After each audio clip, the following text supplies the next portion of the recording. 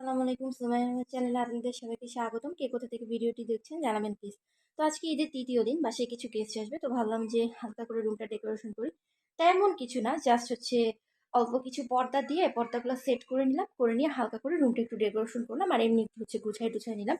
এর আগের ব্লগেও তো আমি হচ্ছে আপনাদের রুমটা দেখিয়েছিলাম, আজকে আর অত দেখাবো না, জাস্ট হচ্ছে পর্দা দিয়ে ডেকোরেশন করেছি ওটুকুই দেখাবো।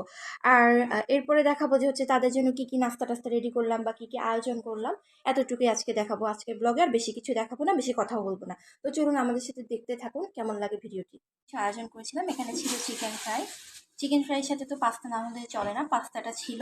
আর এখানে ছিল হচ্ছে চিকেন রোলটা, যেটা খুব ক্রিস্পি এবং মজাদার চিকেন রোল। এটা আমি আপনাদের সাথে একদিন রেসিপি শেয়ার করবো, আপনারা জেনে নিতে পারবেন। এখানে ছিল মিষ্টি। মিষ্টিটা কিন্তু হচ্ছে আমাদের দেশি ঐতিহ্যবাহী পাবনার খুব সুন্দর একটা রস চমচম। আর এখানে ছিল হচ্ছে আপেল, আপেলটা এখনো কাটা হয়নি, আপেলটা আমরা কেটে পিস করে নিব। আর এখানে ছিল হচ্ছে কিছু সালাদ। তো এইটা হচ্ছে আমাদের টোটাল একটা নাস্তার জন্য আইটেমটা ছিল কিস্তির জন্য।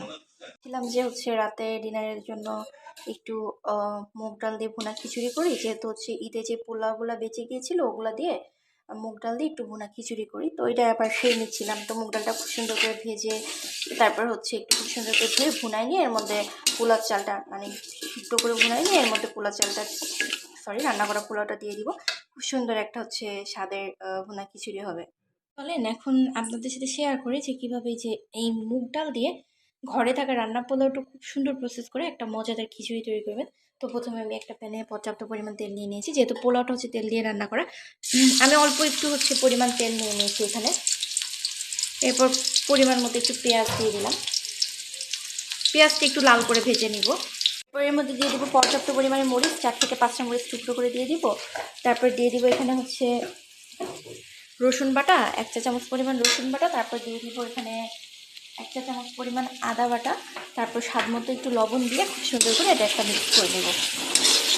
তারপর কাঁচা রসুনও, যেটা হচ্ছে একটু কাঁচা রসুন কাটা, যেটা এটা আন্দাজ মতো রসুনের কোয়া 2-3 কোয়া দিয়ে দিবেন একটু স্বাদ বৃদ্ধির জন্য। খুব সুন্দর করে এটাকে মিক্স করে নিয়ে এরপরের মধ্যে লবণ দিয়ে দিব পরিমাণ মতো।